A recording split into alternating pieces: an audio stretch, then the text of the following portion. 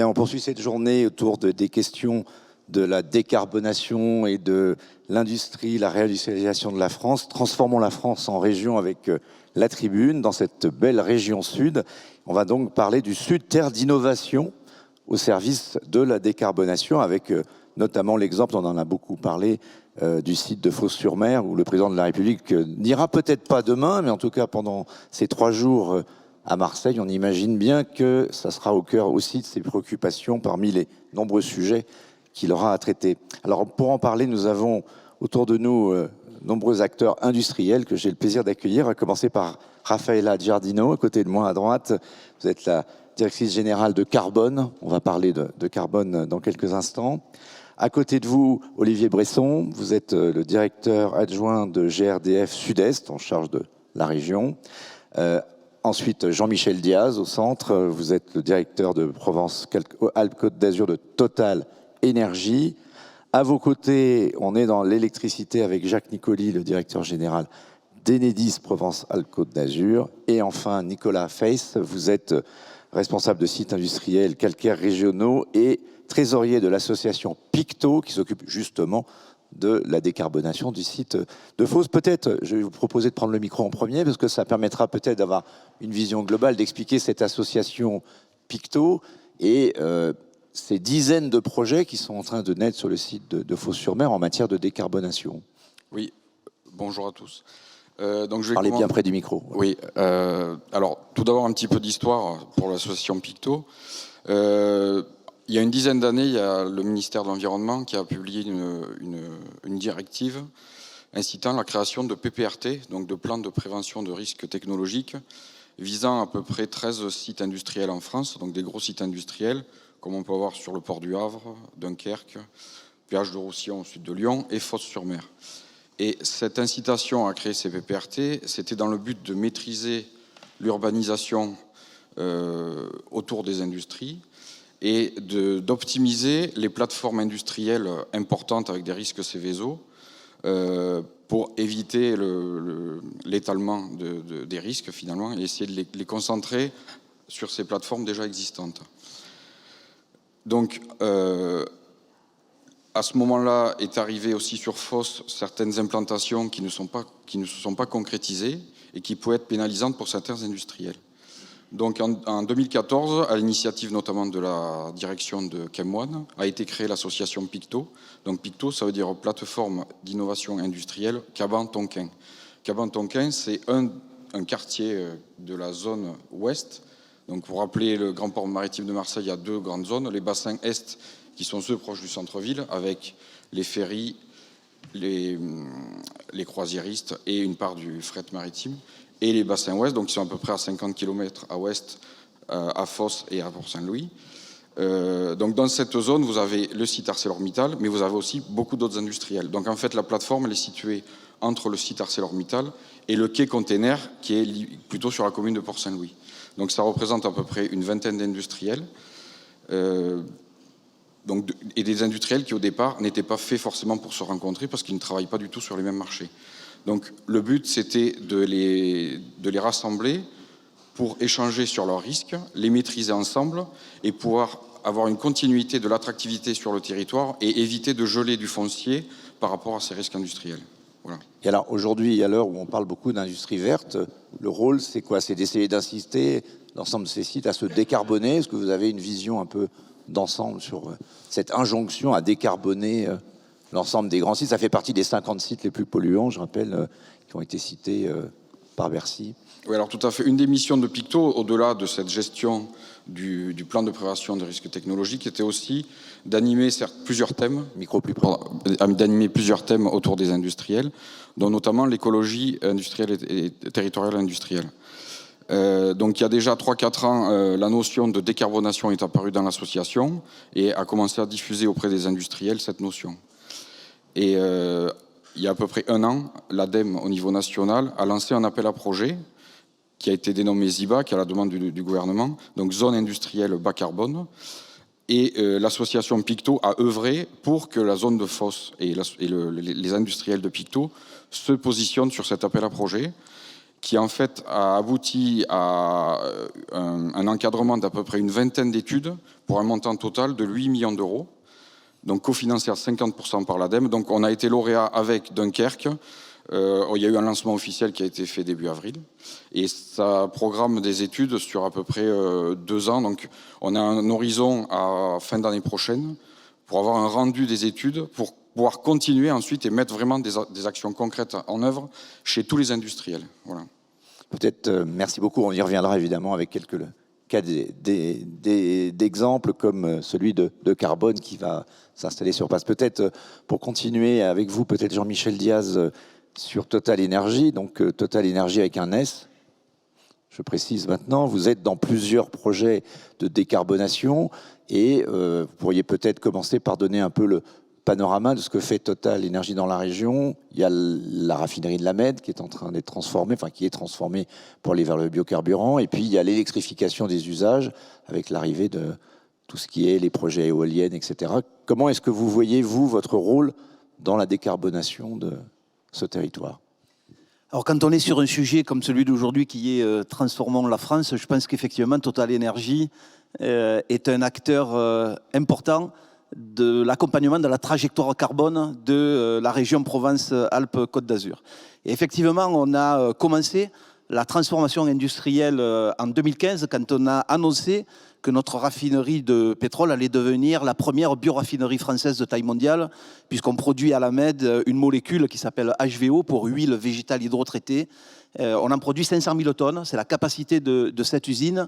Et cette biomolécule, donc qui est biosourcée, est finalement la copie conforme du diesel, de la molécule fossile, et elle peut être utilisée par remplacement du diesel sans aucun investissement sur le véhicule, sans aucune modification de réglage, et ce qui permet de décarboner jusqu'à 90%. Donc vous voyez que là, on a une vraie innovation sur ce territoire qui a permis d'ailleurs d'abaisser l'empreinte carbone de l'usine d'1,2 million de tonnes à 250 000 tonnes. Donc on l'a divisé par 5, cette empreinte carbone, en transformant ce site avec une molécule, une énergie de transition immédiatement disponible et à moindre coût.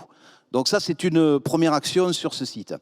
Alors cette molécule, elle est fabriquée à partir de déchets, en partie, notamment des huiles alimentaires usagées, des graisses animales, des résidus d'huile, et aujourd'hui avec un complément d'huile végétale, typiquement du colza français. Et nous avons un projet que nous avons évoqué d'ailleurs pas plus tard que lundi dernier. Nous avons un projet pour lequel, d'ici à fin 2024, nous devrions passer cette usine à 100% sur déchets recyclés. Huile de friture usagée, graisse animale, résidus d'huile. Donc vous voyez qu'on a un site qui est finalement un peu pionnier sur ce territoire et qui a donné la voie à un certain nombre d'actions. Alors c'est pas la seule chose que nous faisons sur ce territoire, puisque nous avons affrété le premier bateau avitailleur français de GNL. Il est dans le port de Fos. Et donc ce bateau avitailleur GNL, c'est une station mobile flottante finalement, qui permet de faire le plein des bateaux, notamment de la CMA-CGM, mais aussi des croisiéristes. Et le GNL, c'est aussi une énergie de transition qui permet dans un premier temps d'abaisser de façon très conséquente à la fois les rejets de dioxyde de soufre et les particules, à hauteur de presque 99%, à plus de 85% le dioxyde d'azote et à hauteur de 23% le CO2. Et on vient venir rajouter du bio-GNL dans ce GNL pour finir d'abaisser le CO2. Alors sur le chemin de la décarbonation, vous avez d'autres travaux en cours. Il y a l'hydrogène, peut-être vous pourriez nous en dire un mot. Et puis il y a les éoliennes en mer, il va y avoir des appels d'offres, vous allez dessus? Alors, effectivement, sur cette plateforme de la Mède, et j'ai dit tout à l'heure qu'on avait déjà divisé par 5 l'empreinte carbone de ce site, eh bien on continue. On continue à y travailler puisqu'on est en train de développer un projet de production locale d'hydrogène bas carbone. Et cet hydrogène va remplacer en partie l'hydrogène fossile qui reste encore sur ce site. Et on va à nouveau diminuer cette empreinte carbone de plus de 100 000 tonnes par an. Donc vous voyez qu'on sera quasiment sur un des premiers sites presque neutres en carbone. Alors, vous avez évoqué le sujet des éoliennes. Il y a effectivement, en tout cas pour cette région, un avenir avec l'éolien offshore flottant. L'éolien offshore flottant, il a beaucoup d'intérêt. Le premier, c'est que, d'abord, il y a des capacités de production qui sont extrêmement significatives, puisqu'aujourd'hui, sur un mât d'une éolienne flottante, on a des turbines qui ont presque une capacité, enfin, qui ont une capacité de 20 mégawatts. Pour vous donner un équivalent, à terre, 1 mégawatt, c'est 1 hectare. Donc là, vous mettez un mât, vous avez 20 mégawatts de puissance en haut, donc c'est comme si vous aviez 20 hectares au sol. Donc ça, c'est un premier avantage. Le deuxième, c'est que vous pouvez les mettre à 40 km des côtes. Et quand vous êtes à 40 km des côtes, vous ne les voyez plus. Y compris des mâts qui font 280 mètres de haut, on ne les voit pas à 40 km. Et puis, quand on est aussi loin des côtes, il y a toujours du vent. Et donc, vous avez des éoliennes qui tournent en permanence. Donc, un bel avenir probablement et une belle filière. Et peut-être qu'on aura, sur ce grand port maritime de Marseille, la filière méditerranéenne de la construction de l'éolien offshore flottant. Alors, sur ce même site, Raffaella Giardino se prépare, je crois que c'est pour dans 2 ans à peu près, l'arrivée de carbone avec une production française, made in France, de cellules photovoltaïques. Vous pouvez nous raconter un peu ce projet et qui le porte et quelles sont les principales étapes maintenant qui restent à franchir pour réinstaller, parce qu'on avait abandonné cette filière à la Chine. Elle revient parce que nécessité fait loi, le solaire devient une des sources d'énergie du futur. Bonjour à toutes et à tous. Merci pour l'invitation. Et hélas, oui, le solaire a été développé en Europe. Et jusqu'il y a 15 ans, on était à la pointe du solaire dans le monde. Et on n'a pas su, au niveau européen, reconnaître l'importance stratégique de cette source d'énergie renouvelable. Il semble presque incroyable aujourd'hui, n'est-ce pas? Et on l'a fait partir en Chine. Plus que ça, on a transféré nos connaissances en Chine parce que, au contraire, le gouvernement chinois, il avait bien reconnu l'importance stratégique et donc il a bien investi sur le photovoltaïque et sur l'énergie solaire. Et ils ont fait des choses fantastiques d'ailleurs, hein, parce que à l'époque, quand de l'énergie solaire était en Europe, les grands producteurs, ils faisaient par exemple 10 mégawatts de panels. Aujourd'hui, en Chine, on a des usines qui en font 20 gigas. Donc, ils ont multiplié par 2000. Mais rassurez-nous, à Fos, on va pouvoir rattraper une partie de notre temps. Eh ben, il y a 1,5 milliard d'investissement quand même. Il y a un peu plus qu'un an et demi, 4 personnes qui évoluaient dans les énergies renouvelables, dans le solaire, avec des différents angles.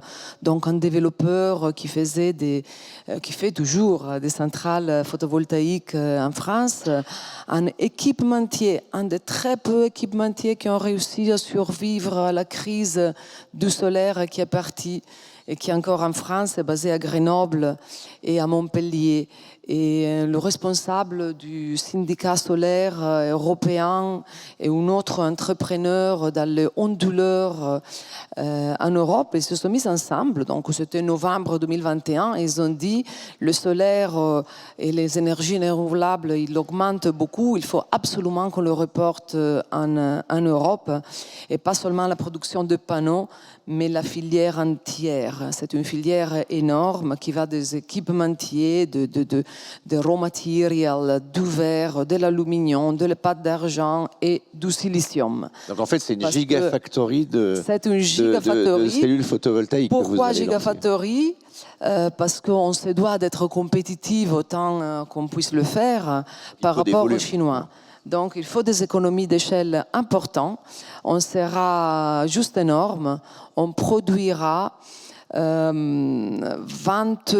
000 km² de panneaux, 40 000 panneaux par an, 40 000 panneaux par jour, tous les jours. et surtout, on sera intégré verticalement sous la chaîne de valeur. Qu'est-ce que cela signifie? Ça signifie que notre entrant sera le silicium. Donc le silicium, la substance... C'est du sable en fait. Hein. Eh bien oui, c'est du sable, c'est des oxydes de silicium, c'est juste la substance la plus commune sur la croûte terrestre. Donc dans le panneau photovoltaïque, ce que c'est intéressant, qu'on n'utilise que du silicium. Il n'y a pas de métal rare ou de composants polluants. C'est le silicium qu'on va transformer en plaquettes avant. Donc sur Fos. Alors pourquoi sur Fos? Pourquoi vous vous êtes installé à Marseille? Vous le savez déjà, si vous avez écouté les collègues entendu, mais qui sont on veut l'entendre. ici. Qu'est-ce qui vous a convaincu de venir ici? À être honnête, quand on a commencé à chercher le terrain dont on avait besoin de 60 hectares, c'est beaucoup, avec des caractéristiques de proximité du transport, de disponibilité de connexion électrique, de l'eau. Donc il y avait toute une série de caractéristiques. Et on avait identifié, on a commencé avec 13 sites, après 5, après 3. Et là, vous avez rencontré Renaud Muselier, c'est ça? Et voilà. Comment est-ce que vous faites le savoir? On voyait les Hauts-de-France, on voyait le Grand Est et on a rencontré Muselier parce que notre mission, c'est vraiment celle de... Comment il vous a convaincu de venir ici? C'est quoi? C'est un mélange d'aide, de subventions, c'est plus que ça, je dirais. C'est une communauté, une communion d'objectifs et de missions. Nous sommes sous la mission de la transformation énergétique, la décarbonation de l'économie française et la réindustrialisation. Parce que c'est sous le territoire qu'on doit bénéficier de la transformation énergétique. Et l'écologie avant tout. Nous serons une giga-usine à 0 émission carbone et c'est vraiment l'association de tout ce qui est écologique. Dans l'industrie, on doit, depuis des années, la grande erreur qu'on a fait dans le passé, c'est qu'on n'a pas mis le bilan économique dans le bilan de nos industries. L'impact qu'on a sur la nature, sur la biodiversité, il doit rentrer dans l'impact économique de l'industrie. Et ça, c'est complètement aligné avec ce que Muselier veut faire de la région. Et la région nous a vraiment facilité, élargi les bras pour nous accueillir. C'était un parcours de quelques mois, parce qu'on n'est qu'au début, n'est-ce pas? On a commencé qu'au début de l'année, mais qui est déjà sur une trajectoire exceptionnelle. Alors, ce qui est assez intéressant dans votre projet, c'est ArcelorMittal, on en entend parler depuis hier, vient d'essayer, est obligé, d'arrêter son usine. C'est l'un des sites les plus polluants dans les 50 sites dont on parlait en France, qui doivent se décarboner, sur injonction de l'inspection du travail. Et juste à côté, on va construire une gigafactory 100% neutre en carbone. C'est un sacré paradoxe quand même. Non, parce qu'on sera avec eux. Parce qu'eux aussi, ils sont engagés vers un parcours vertueux. Eux aussi, et j'ai pu échanger avec eux, aussi sont en train de réduire la pollution, cette transformation. Eh ben, on est là aussi parce que Picto existe. Vraiment, c'est toute cette... Donc c'est une coopération de l'ensemble des acteurs, c'est ça? Oui, on se tient par la main, on a une direction précise et très claire, et on ne commencera pas en étant parfait. Même nous, on sera 0 carbone, mais on est assez électro-intensif, donc on veut diminuer l'électricité. Un mot de Jean-Michel Diaz qui veut vous dire du bien du projet carbone, bien sûr. Oui, alors je vais dire un mot avec mon autre casquette, parce que je suis aussi président du groupement maritime et industriel de Fos et sa région. On a un travail collectif entre les industriels qui est émergent depuis environ les années 2016, qui s'accélère actuellement, on le voit au travers du programme Sirius qui est porté par Picto. Mais je voudrais quand même rappeler, parce que vous avez évoqué ArcelorMittal, je voudrais quand même rappeler que les émissions sur ce territoire ont été réduites par les industriels à plus de 80% sur les 20 dernières années. Donc, si vous voulez, il y a un progrès qui est permanent dans ce domaine-là. Et si on prend le cas d'ArcelorMittal, ArcelorMittal a un plan d'action qui est en cours, qui a été d'ailleurs, qui a reçu un avis favorable au dernier CSE extraordinaire la semaine dernière, avec un avis favorable, y compris dans la médecine du travail. Donc ArcelorMittal est dans un progrès permanent. Certes, il reste des choses à traiter, mais c'est un plan d'action qui est fait pour améliorer encore la santé des gens, comme le font la totalité des industriels. Et je voudrais qu'on retienne ce chiffre-là, parce qu'il est important, c'est moins 80% sur les 20 dernières années d'émissions. Et je terminerai là-dessus, il ne faut pas oublier aussi que l'impact industriel aujourd'hui, il est réparti entre un tiers industrie, un tiers mobilité et un tiers le tertiaire. Donc arrêtons de porter en permanence le regard uniquement sur l'industrie quand on parle d'impact sur la qualité de l'air. Il y a aussi la mobilité et le tertiaire. Alors, on va poursuivre notre tour d'arbre. Peut-être vous voulez réagir à tout ce qui a été dit, peut-être. Oui. En premier lieu, Jacques Nicoli, je rappelle, vous êtes le directeur général d'Enedis, régional, pardon, d'Enedis. Mais j'aurais également qu'on parle de ce que fait Enedis en matière d'électrification. Oui, merci. Je réagis effectivement par rapport à tous les efforts qui ont été faits en matière de décarbonation depuis plusieurs années. Et puis tout le chemin qui est encore devant nous, et notamment dans le projet Sirius, que vous... En fait, il faut surtout regarder le chemin qui est devant nous, si je puis me permettre. Oui, mais bon, donc dans le chemin qui est devant nous, en tout cas, effectivement, il y a 80% de décarbonation d'ici 2050, qui doit être réalisé encore. Pour tout ça, ce projet Sirius, bien évidemment, qui dépend de Picto, a été créé, rassemble un certain nombre de partenaires. Je crois qu'il y a 50 partenaires à peu près qui sont dans le projet Sirius, 15 communes qui sont également présentes. Ce qui est intéressant dans ce projet, c'est de la décarbonation, je dirais, concrète. C'est de la décarbonation. Avec des projets qui sont, là, on ne parle pas seulement dans les journaux. Concrète. C'est exactement ça, c'est très concret. Et le rôle d'Enedis, là, pour le coup, qui est le gestionnaire du réseau de distribution d'électricité, qui est là pour surveiller aussi les équilibres de ce réseau, avec RTE, bien évidemment, il est justement de réfléchir aux modalités d'alimentation des gros industriels, mais aussi des satellites, j'allais dire, des TPE, des PME qui gravitent autour de Sirius. Quand je regarde le programme Sirius sur le plan de la consommation énergétique potentielle, en tout cas qui est prévu, c'est 6 gigawattheures, le projet Sirius, qui seront nécessaires pour l'alimentation de ce projet d'ici un certain nombre d'années. 6 gigawattheures, pour vous donner une image qui est assez, qui va vous parler assez vite. 6 gigawattheures, c'est quoi?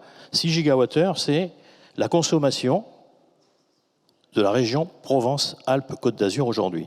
Donc il faut qu'on double les capacités pour effectivement permettre justement cette consommation. Voilà ce que je voulais dire. Il y aura un peu de solaire, on sait, ça on va y revenir.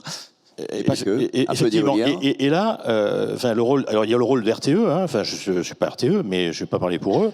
Il y a le rôle d'RTE qui est majeur en termes de fourniture des gros industriels, mais il y a le rôle d'Enedis qui est toujours en secours des gros industriels. Et puis il y a le rôle d'Enedis qui est en raccordement en propre sur un certain nombre de secteurs tels que le port. Le port, c'est Enedis qui raccorde et qui alimente.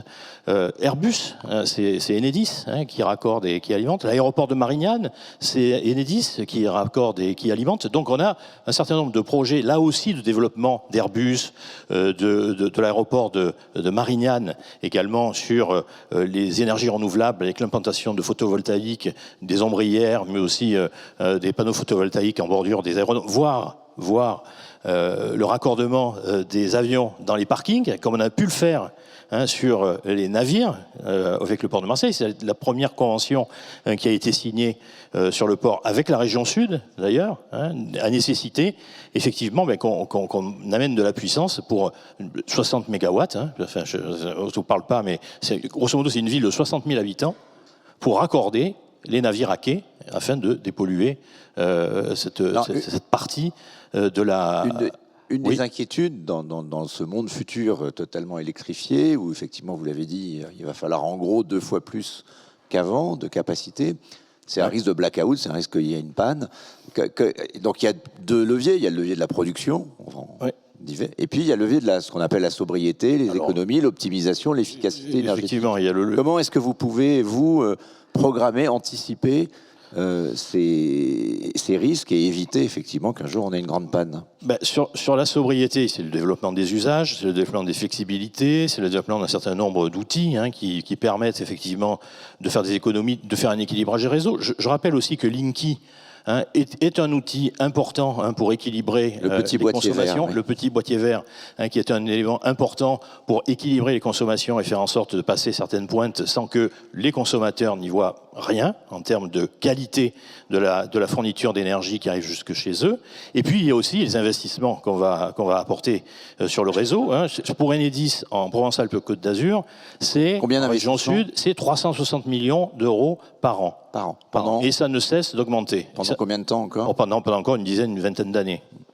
Et ces investissements qui sont prévus sur le réseau vont permettre, bien évidemment, d'aboutir à ce type de résultat. C'est par exemple, en plus, et je ne parle pas que des 360 millions d'euros, je parle également de la construction de postes sources. 12 postes sources à construire sur la région Provence-Alpes-Côte d'Azur d'ici une dizaine d'années. C'est 160 millions d'euros. Enfin, voilà. Donc on a des enjeux colossaux qui sont devant nous. Alors effectivement, après, il faut que la production suive, il faut qu'on arrive à avoir une électricité qui soit produite par les différents producteurs, et notamment par le producteur historique qui est EDF sur l'énergie nucléaire. Alors on va terminer notre tour des énergies avec le gaz, avec vous, Olivier Bresson. Vous êtes directeur adjoint de GRDF Sud-Est. Je voudrais peut-être que vous nous repositionnez le rôle du gaz. Alors, énergie carbonée, certes, un peu moins carbonée peut-être pour les bateaux, effectivement, mais qui reste carbonée. Quel est son avenir au gaz dans le futur? Alors, déjà, je vais dire à Jacques Nicoli qu'on est là pour l'aider. Alors, comment on va l'aider? C'est en maintenant un peu de gaz dans le mix énergétique. Aujourd'hui, ce qu'il faut avoir en tête, c'est que l'énergie gaz, en termes de consommation, ça représente 20% des consommations en France. 20% de l'énergie consommée en France, c'est du gaz naturel. Et 50% des besoins de chaleur sont couverts par l'énergie gaz. Donc je pense qu'aujourd'hui, on a besoin du gaz et on en a encore besoin pour un certain temps. Tous les scénarios qui sont produits aujourd'hui. Alors, je vais y venir après. Quel gaz? Tous les scénarios qui sont produits aujourd'hui, je pense au scénario de l'ADEME, ils prévoient effectivement une forte diminution des consommations de gaz, mais à l'horizon 2050, on considère... Aujourd'hui, on tourne autour de 430 TWh de gaz consommés chaque année en France. Et suivant les scénarios, on vise en 2050 à arriver entre... Alors, les plus... bas sont autour de 160 TWh et d'autres scénarios évoquent 320 TWh. Donc il y a besoin de gaz. Mais pour nous, ce qui est important, c'est que ce vecteur, cette énergie, contribue également à la décarbonation. Et pour ça, on a 3 leviers sur lesquels on s'appuie. On a l'efficacité énergétique, c'est-à-dire aider nos clients en mettant à disposition du matériel performant à réduire les consommations de gaz. Je prends l'exemple de la chaudière. On a 700 000 clients sur la région PACA, 700 000 chaudières qui sont installées. Vous passez d'une vieille chaudière à une chaudière THPE, très haute performance énergétique. On économise 30% de consommation de gaz et on réduit d'autant les émissions de CO2. À condition qu'on ne vous interdise pas de garder une chaudière à gaz, qui va être un des sujets. Effectivement, d'aucuns ont l'idée, réfléchissent à interdire le renouvellement de chaudières gaz et à les remplacer par des pompes à chaleur ELEC. Bon, je renvoie à ce qui a été dit tout à l'heure. Si on arrivait à ça, on va renforcer le besoin d'électricité, ce qui sera peut-être pas simple à mettre en œuvre. Efficacité énergétique. Deuxième point, sobriété énergétique, c'est-à-dire on va aider nos clients à réduire leur consommation. On parlait du compteur Linky. Il a son cousin gazier qui s'appelle Gaspard. Il n'est pas vert, il est jaune. Jaune-orangé. Il est jaune-orangé, exactement. Alors, il n'est pas intelligent, lui, il est juste communicant. Mais l'idée du compteur Gaspard, c'est que les clients, voyant leur consommation de gaz, vont avoir un comportement plus vertueux et devraient réduire leur consommation. Et troisième levier, et pour nous c'est le plus important, c'est le verdissement du gaz, c'est-à-dire comment est-ce qu'on va faire pour progressivement substituer le gaz naturel par du gaz vert, du biogaz, qui sera produit localement, en particulier à partir de déchets, de biodéchets du territoire. Donc de méthaniseurs qu'il faut installer. Ça veut dire... Ce qui n'est pas forcément si simple non plus, c'est pas forcément plus facile qu'une éolienne. Alors, c'est pas toujours facile. Aujourd'hui, le constat qu'on fait, c'est qu'on a près de 600 méthaniseurs qui injectent du gaz sur le territoire national. On est parti en 2012 avec un méthaniseur. Donc vous voyez, en une dizaine d'années, on est passé d'un méthaniseur à près de 600, alors 580, enfin ça change tous les jours. C'est 10 TWh aujourd'hui qui sont injectés sur le réseau national. Et donc l'idée, c'est bien de poursuivre cette dynamique, une dynamique qui est très intéressante, qui est très active. Donc poursuivre cette dynamique, et en particulier au travers de l'innovation. Et l'innovation sur cette région en particulier, on y travaille. On est une région, la région sud PACA, sur laquelle il y a encore assez peu de méthaniseurs.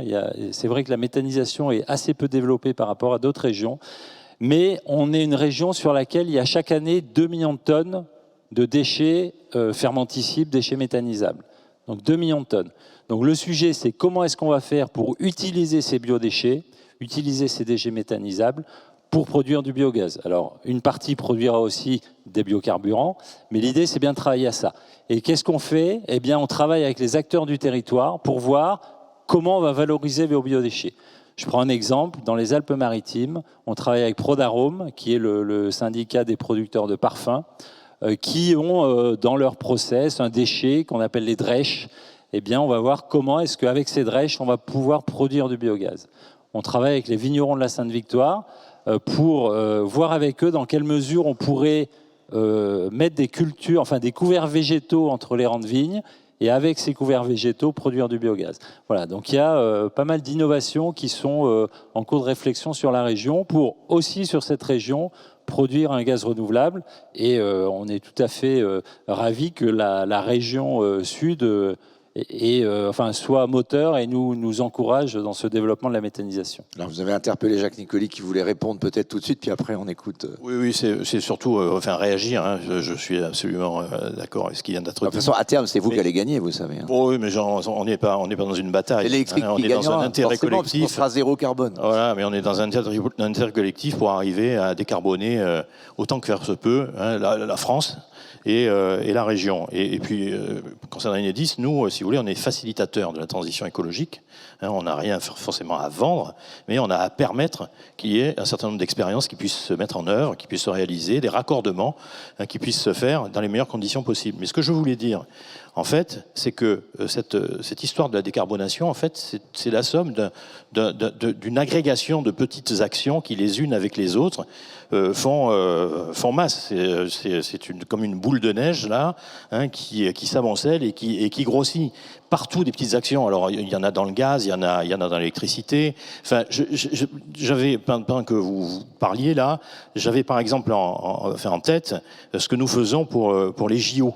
Hein, pour les Jeux Olympiques. Alors Marseille est impacté bien évidemment par les Jeux Olympiques. Nous devons raccorder d'une manière tout à fait la plus sécure possible les différents sites, la marina, le stade Vélodrome. Mais au-delà de les raccorder, c'est également faire en sorte que les événements soient décarbonés. Et ça va être la première fois qu'il y aura des événements en France qui seront 100% décarbonés. Aujourd'hui, je vous rappelle par exemple que les stades fonctionnent sur groupe électrogène.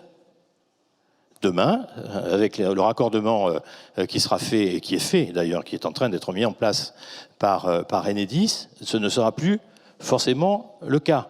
Et on va aller encore plus loin, parce qu'il y a aujourd'hui encore des expérimentations qui sont faites. C'est une première qui va être mise en place à Apt au mois de juillet, c'est la mise en place d'un groupe électrogène zéro émission. C'est-à-dire, c'est fini les groupes électrogènes qui fonctionnent au fioul, hein, par exemple.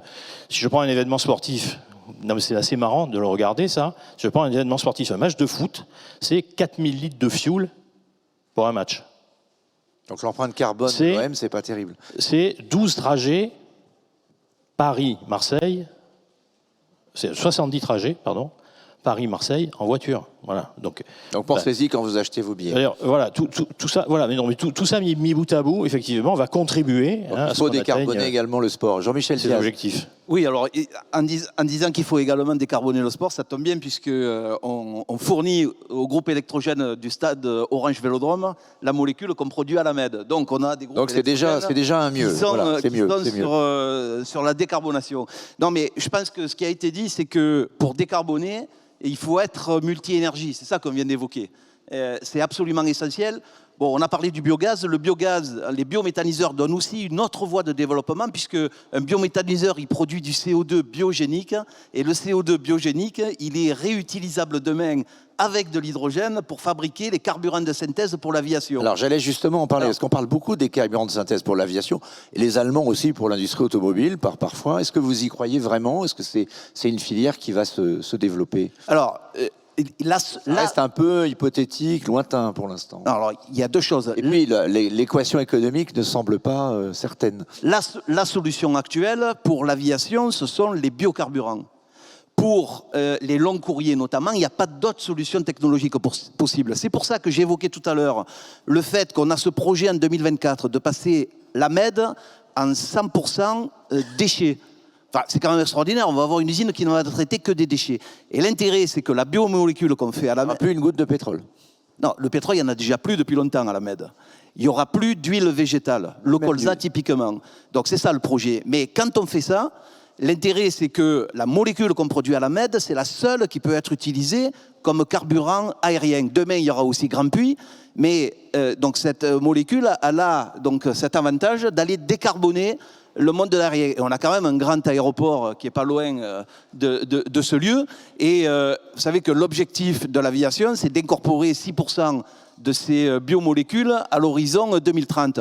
Donc nous, on va y répondre parce que dès 2028, on sera en capacité en France de produire 1,5 million de ces biomolécules pour le monde aérien, grâce notamment à la MED. On en parlait lors du Paris Air Forum qu'organisait la Tribune il y a peu de temps à Paris. Peut-être un dernier mot sur le solaire. C'est quand même l'énergie de l'avenir. Quelles sont les capacités, notamment pour la région? Quand même, il y a beaucoup de soleil ici, Raphaëlla, pour conclure sur cette C'est une des raisons pour laquelle nous sommes là. Donc, Carbone produira une usine de 5 gigawatts. Un réacteur nucléaire, c'est 1 gigawatt. Donc c'est à peu près 5 réacteurs. Oui, bien sûr, l'énergie solaire. Parce que ça marche que la journée. Quand il y a le soleil, réacteur, ça marche bien sûr. 24 heures. Mais la chose importante pour laquelle je veux vraiment saluer la région et le département et tous les acteurs publics qui nous ont aidés, c'est que dans la transition énergétique, c'est le territoire même qui doit en bénéficier. On ne peut pas faire la transition énergétique et avoir, par exemple, la filière en Chine. Donc vos cellules photovoltaïques, on les retrouvera dans cette région. Dans cette région, dans France, et on va créer des postes de travail directs. On a plus que 3000 postes de travail directs, emplois, plus 3 fois autant en direct, parce que je vous rappelle, par exemple, nous aurons besoin de 140 000 tonnes de verre solaire. Il n'est pas produit en Europe. Saint-Gobain, c'est votre nouvelle meilleure amie, alors? Exactement. Comment est-ce que vous avez fait à deviner? Je ne sais pas, parce que je suis journaliste à la Tribune, peut-être. Un dernier mot, vraiment, oui, parce que juste un dernier mot. Il y a un point qu'on n'a pas forcément évoqué, c'est le problème des compétences. Et ce point il est fondamental, c'est un point qui est crucial. Les compétences, on va en avoir de plus en plus besoin. Tous les projets font état d'une inflation en matière de compétences, donc il faut les trouver. Donc, comme l'a dit le président de la République, il suffit de traverser le port 3 fois. Oui, pour voilà, peut-être, mais en tout cas, il faut les former, il faut avoir les bons profils. Dans l'énergie, en tout cas, il y a de l'emploi. Il faut avoir les bons profils qui soient formés, et donc il y a un certain nombre d'expérimentations qui se mettent en place pour essayer d'aller se sourcer au plus près des écoles. Tous les jeunes qui sont à Marseille, vous leur dites, allez dans le secteur de l'énergie. Oui. Par contre, il y a un point qui est, et puis après je m'en arrêterai là. Il y a un point qui est hyper important et qui va être, à mon avis, structurant pour justement l'accélération des énergies renouvelables, sur la fameuse loi sur l'accélération des ENR. C'est la mise en place au mois de novembre des conseils régionaux de l'énergie qui vont avoir un rôle à jouer justement sur cette planification écologique pour savoir à quel endroit on met les investissements par rapport aux zones qui auront été déterminées par les différents élus. Voilà ce que je voulais dire. Jean-Michel, on conclut. Non, mais très rapidement sur la formation, effectivement. Donc nous, on a accompagné depuis 2 ans en région, et il n'y en avait pas, la création de 4 écoles de production qui sont destinées à des jeunes entre 14 et 18 ans, qui sont plutôt en rupture avec tous les autres systèmes de formation. Le principe, il est basé sur le faire pour apprendre. Ils vont passer plus de 75% de leur temps en atelier, en train de travailler sur de vraies commandes de la part de partenaires industriels. Donc c'est des jeunes qui sont opérationnels très rapidement. Et puis on a donc aussi beaucoup de débauchés pour la jeunesse de la région. Et on a créé également un cercle de réflexion où on est en train d'imaginer les cadets de l'industrie pour tourner le regard de la jeunesse vers l'industrie et qui vont devenir ambassadeurs de l'industrie. Donc voilà, on y travaille parce que c'est des milliers d'emplois. On a qui sont dépassé derrière. le temps. Raphaëlla, ces 3000 emplois, vous allez les trouver dans la région? Oui, et pas plus tard que la semaine passée, on était assis autour d'une table encore avec la région, avec le Pôle emploi, avec la DRET, pour établir complètement la filière d'études. Et on est les petits frères, nous, de la microélectronique. Donc, une autre chose qui nous a attirés dans la région sud, c'est qu'ils ont fait un travail excellent pour créer cette filière industrie du futur avec la microélectronique de laquelle nous aussi nous pouvons bénéficier. Merci à tous les 5. Sur tous ces sujets qui sont passionnants, je vous renvoie à la lecture d'un excellent dossier très complet de la Tribune sur l'industrialisation verte est-elle possible dès aujourd'hui dans tous vos kiosques numériques sur latribune.fr. Merci à tous les 5 pour ce débat passionnant. Merci à toi. Merci. Et la parole à Laurence pour la suite de nos débats.